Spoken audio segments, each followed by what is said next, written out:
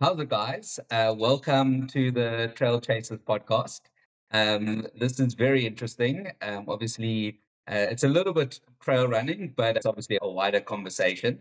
I think to start off with, you can each kind of give a bit of an introduction in a nutshell about yourself and I guess what your involvement with adventure racing is. I'm Graham Bird. I've been involved in adventure racing for probably just over 20 years. Came from a canoeing background. Also a trail running organizer. Yeah, I think just being outdoors is probably more my whole sort of lifestyle and with the three teammates. I'm Shell Biggs, currently living in East London, been there for the last 5 years or so. Grew up in Natal, always loved multi-sports. Got into adventure racing when I was in my varsity days, but only recently been doing expedition links. So this is my, fourth or so expedition race. Yeah, so very chuffed to be part of the team. Hi, my name is Leo born in Joburg, currently living in Cape Town. I just always loved the outdoors. It's always been part of me. And I took up adventure racing 2016, my mid-20s, and then really loved it. I kept going for about the next 10 years. I've done a couple of expedition races and looking forward to World Champs coming up now. And I'm Grant, also based in Cape Town. Got thrown into adventure racing when I was at university with a couple of mates, by mistake almost. I raced for quite a few years since varsity and then just progressively got more and more into it until I started doing expeditions. I've got a few under the belt and for some reason keep coming back for more. Yeah, here we are in Ecuador. When we say adventure racing, what is adventure racing? Adventure racing, a multi-sport non-stop race where you'll do pretty much trail running or trekking, mountain biking, and then paddling. And then it's all about collecting checkpoints along a route, checkpoints via compass and map. So there's no GPS, so you navigate purely old school, collecting checkpoints that the organizer will put out to various transition zones where you then change a discipline and might go from trekking to mountain bike, collect some more points, then another transition zone. And the expedition races can be anywhere from 300 to 400 kilometers up to 700-800 kilometers and can take from 3 days to 9 days, 10 days to finish non-stop. And you get the smaller forms of adventure racing from sprint races, they can take 20 kilometers and take an hour and a half to finish. And then different lengths all the way up to the full-size expedition races, which is what we had to compete in. How do you deal with that length of time competing and being on the go for that amount of time? Yeah.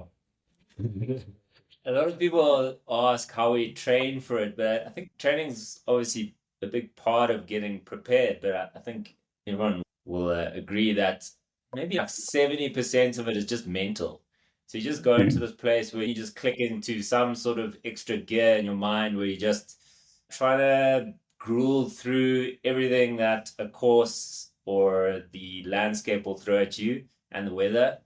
And by the time you're on day 3 or 4 or 5 or 6, it just starts feeling the same and you just got to steel your mind and push through every single hurdle that you and your team go through. So training is definitely a big part of it and getting your body prepared. But I think a large majority of it is probably just mental. I actually use it as a mental retreat. That's from technology, really, because obviously you're not allowed no devices. So that's one of the most special things about the race is that you just disconnect and you just live in that moment and you just soak up your environment, your teammates, every now and again a bit of your competition if you see them out there. But I really enjoy it. It takes you back to being totally basic and simple. Everything just revolves around moving forward and finding a checkpoint and then just keeping your body in shape and sleeping and eating. It just boils down to basic and simple, which is awesome. Yeah, and I think the other nice thing about it is no race is the same. Every race is different. You always beautiful places, but they're hard to get to. It's not like a set trail. Sometimes you could be in the middle. The beauty of it is you see some places which are untouched by a lot of people as well, which for me is quite special. So it's a memory in itself. So you'll do that race and it's just you have that memory for life, and you won't ever do that course again. Also, yeah, touching on what Leo says, one of the aspects about adventure racing is the course is secret and it's not known. So even we're sitting here in Ecuador waiting for the World Championships, we've been told it's 580 kilometers long. We've been told there'll be X amount of mountain biking, X amount of trekking, but we have no idea where we're going yet. They've given us a breakdown of the legs, how we'll do kilometer-wise, but we don't know whereabouts we'll go and what we'll see. That is all given to us as the race starts. They'll then give us the maps, Wow. which we look at and just pick out as to how we're going to navigate through the course. When you look at, I guess, the sport, how has it evolved? And I guess, how does it work in terms of putting the teams together, going to world champs and things like that? How did we find each other?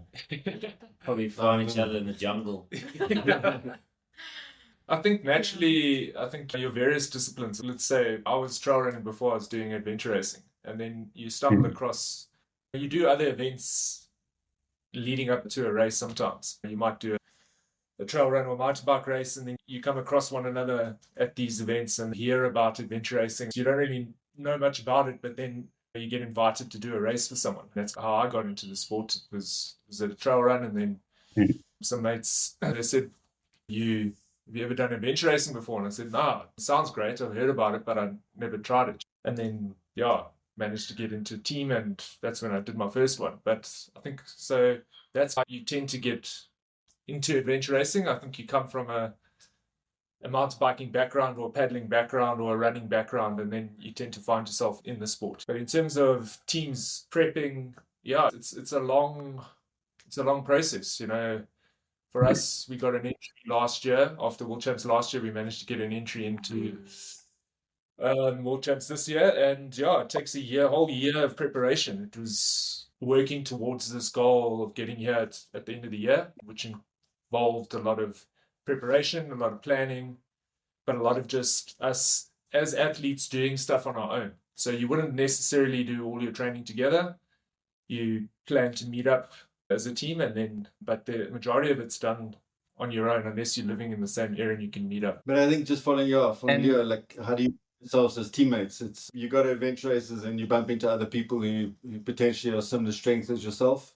But at the end of the day, it comes down to the team dynamic and how the four individuals' personalities sort of gel and how you guys get on. And it's not just about how the four people get on sitting around a dinner table. It's how you get on when you 40 hours to a race, sleep deprived, hungry, cold, and you lost. How the personalities combine in situations like that are important. And probably the most important aspect of the team sports side of adventure racing. How was the first time that you raced as a team together? How was that experience? Well, we've all raced in different combinations together before. I've raced with Graham a few times, had the privilege of going to a variety of places globally. I've never actually raced an expedition of you, Shell. Raced a couple of Leo, but we've definitely had enough time to know that I think we're going to gel pretty well. We've raced some shorter races together. We've had some pretty tough training camps that's tested our team dynamic and our personalities, and we get along well. So I think we'll be good. We'll see. Yes, you're only going to find out day 3 or 4. Yeah, it might be a podcast at the end for individuals.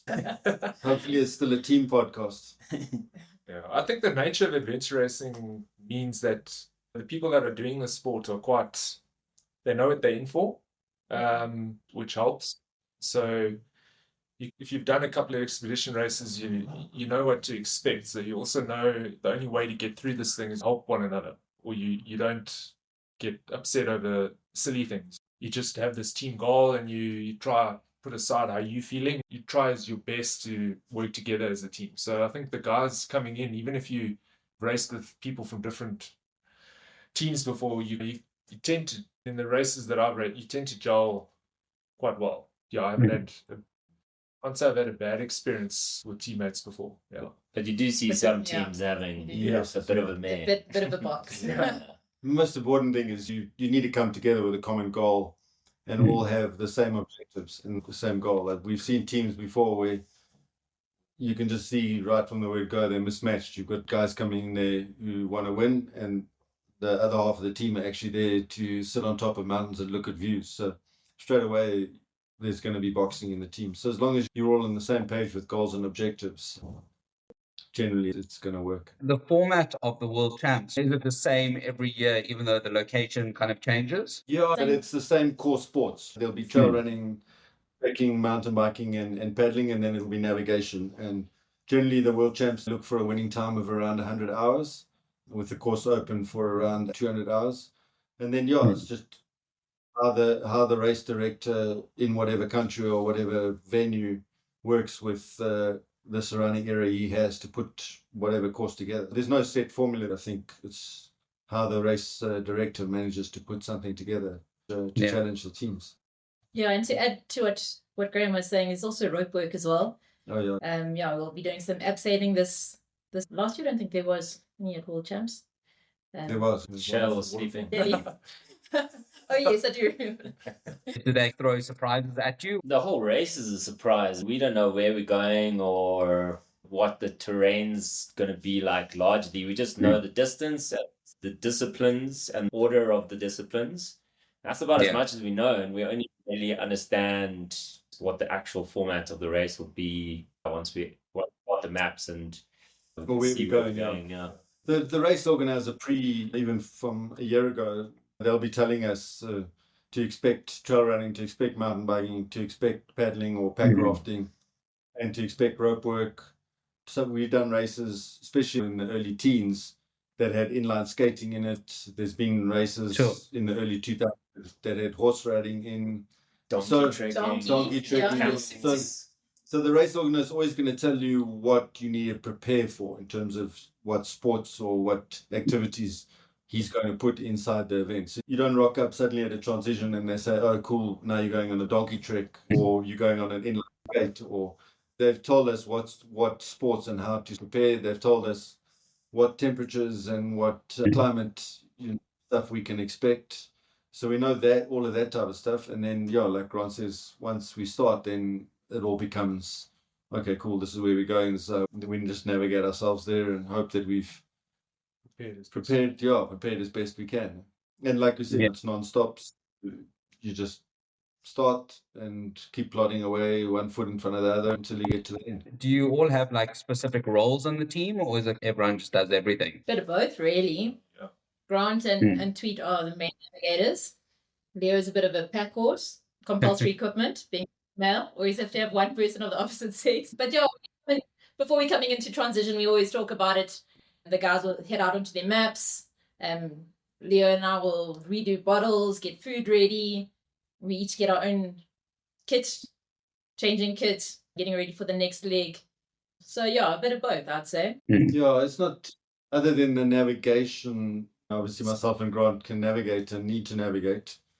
I don't think we always have a specific role. Obviously, Leo is super strong and can carry heavy stuff, but there's nothing to say that Leo's not battling in one leg or he's sick and someone else needs to carry packs. Or I'm battling and then Grant takes more navigation. So I think in all the teams I've raced in the 20 years, yes, we have a specific role, say with the navigator, but then the rest of the roles are all, it's the team. We're always chatting, we're always talking. It's not like there's a dictatorial role in the team where you do this, we chatting. It's about how the four people can get from the start line to the finish line in the quickest and best way that we can and still have fun and enjoy it. Amazing. How do you get to World Champs in terms of qualifying? They have a qualifying system in place. The ARWS, the Adventure Racing World Series company, has a qualifying. Not a qualifying, they give out free entries for teams that win other races. I wouldn't say specifically there's a qualifying to get to a World Championship because any team can enter it and pay the entry fee and you can get in. I've yet to come across a race in all these years where they've said you have to qualify because you need to do this. I think if a team entered, the organizer is probably going to take you. So there's no set qualifying or getting selected via countries or anything like that. It's your team enters the race and you get in. And like I said, obviously there are some free entries that are around, and luckily we won the Africa Champs last year, so that got us an entry into World Championships for this year. Are you the sole South African team? No, there is one other team, Merrell Songlines. They won Expedition Africa earlier in the year, and they also won an entry for the race here, so they're also here. There was a third Sure. team, which unfortunately drew about two weeks ago. Who is your biggest competitors for this race? 59 other teams. Ourselves. We have our goals. Yeah, I was going to say, it depends on your goal as a team. We're hoping to be up in the top quarter, if not What top are you talking six. We want to test the vibe. Yeah. But yeah, in that kind of strength region of a team, or those will probably be the teams that we look out for. But it's such a dynamic sport. Like anything can happen. Maybe on day 3 you have an absolute nightmare of a leg and you get lost, and then you're a day behind and you have to work your way through, and then you're competing with different teams. So our goal is to just be as efficient and effective execution as possible. And then hopefully we're in a good position towards the later part of the race where we can represent South Africa well. Yeah, I think the big thing is just to focus on our race. Don't need to worry about everybody else. As Grant said, that means anything can happen out there. You can have mechanicals, people can get sick, get lost. Obviously, that's a big one. So we just focus on ourselves and make sure that we are all healthy and putting one foot in front of the other, really. As much as you're racing the teams, you're also racing the course itself, because you don't know what to expect. There's that challenge in that as well. So you don't get too ahead of yourself. There's obviously some teams that you're at a similar level with. You can gauge where you're at in the race, where you want to be. But yeah, I think we'd be happy with top 10. Hopefully, if we really have a good race and it goes, I think we can get top 5. But yeah, that's where we're at. But yeah, we'll have to see how it goes. How do you reflect on the growth of the sport over the last few years?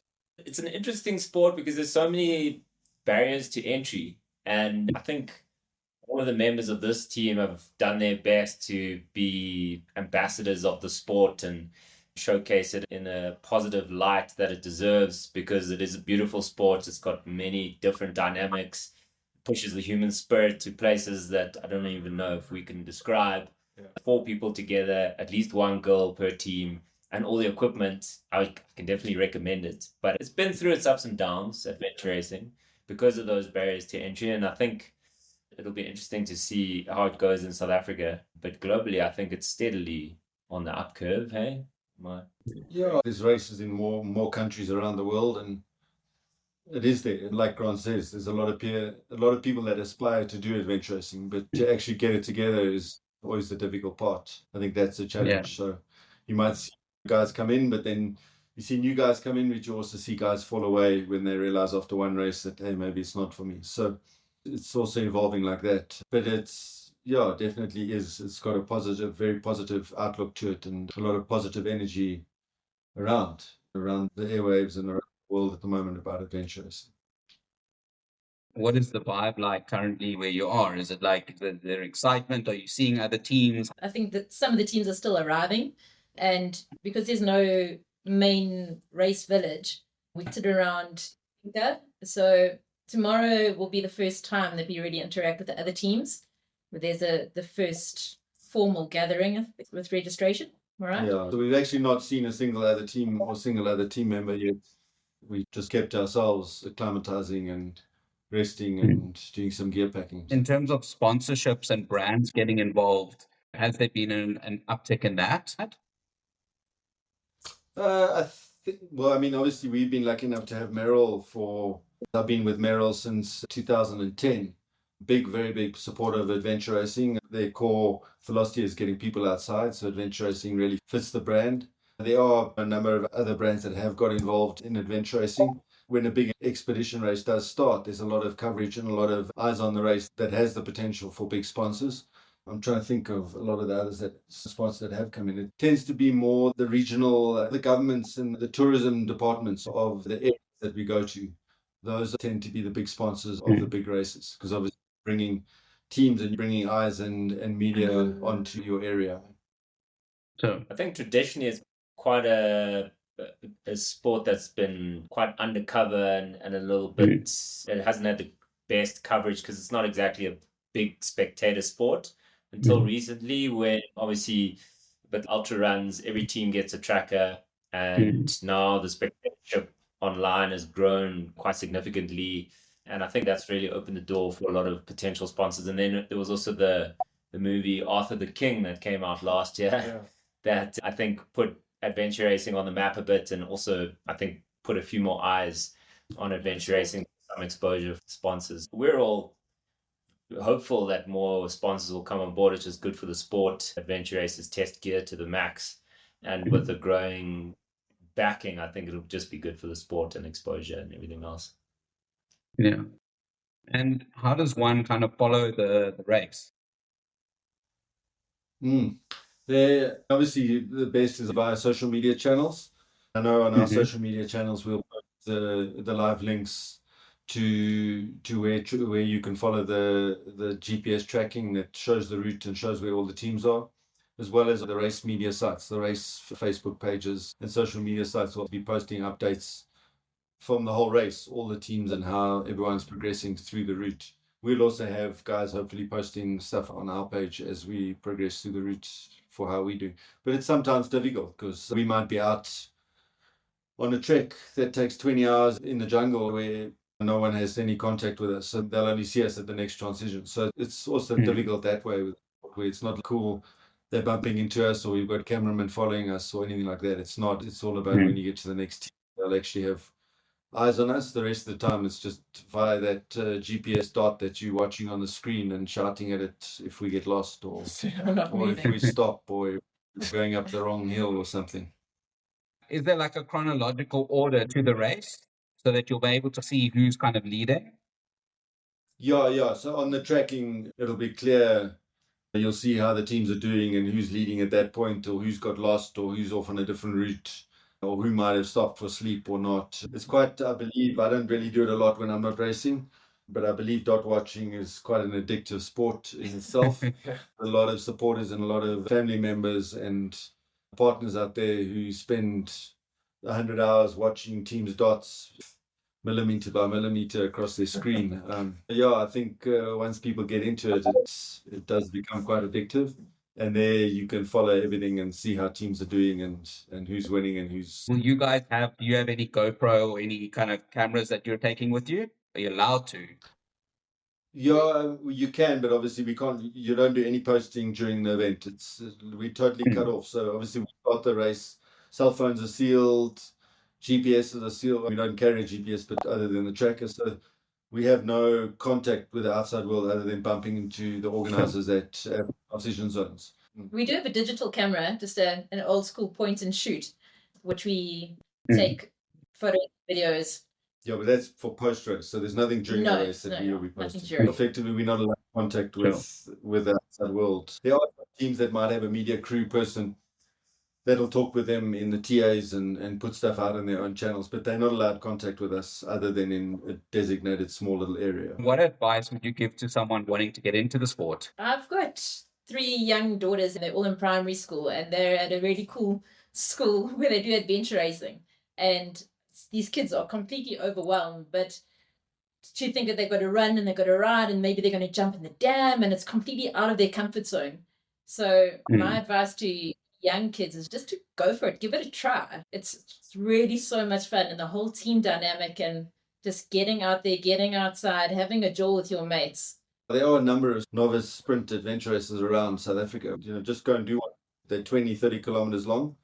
And then straight away you know whether you like it or not. And from there you just build up to eventually one day doing an expedition race that's going to take 4, 5, or 6 days. Something you learn quite quickly is not to take yourself too seriously in the sport either. So that you'll learn very quickly in your first race, I think. And then it's just you got to give it a crack. You only know if you try. Guys, good luck. When do you start? We start Saturday morning, 7 o'clock. I'm here, so that's 2 o'clock your time. Yeah, 2 o'clock your time. I thought we weren't allowed to talk South African time. 2 o'clock South Africa time. I'll be following along on the group. And good luck. Cool, thank you. Yeah, thanks very much. Appreciate it. Thanks for your time. Thanks for your support too. Absolute pleasure. Cheers. Ciao. Cheers. Bye.